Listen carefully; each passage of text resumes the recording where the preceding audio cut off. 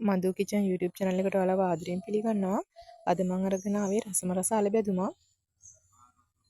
බලමු අපි හදාගන්න විදිහ.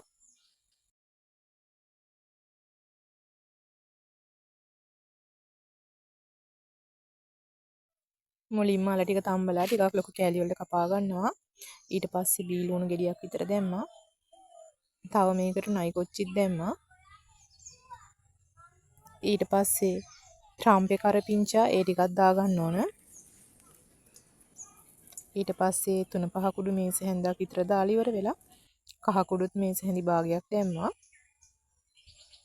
මේකට ඉතින් මිරිස් කුඩු එකතු කරන්නේ නැහැනේ. කෑලි මිරිස් තමයි එකතු කරන්නේ. ඊට පස්සේ රස අනුව ලුණු එකතු කරා.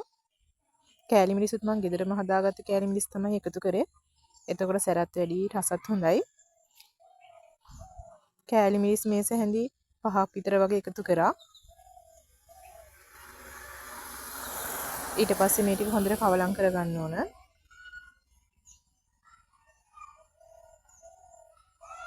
ටිකක් සැරට තමයි මේක හැදුවේ.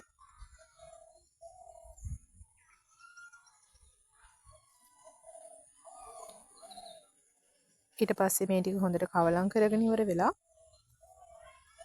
ඇතිලියකට තෙල් ටිකක් දාලා තෙල් ටික රත් වෙනකොට අපි හදාගත්ත අල ටික එකතු කරගන්න ඕන.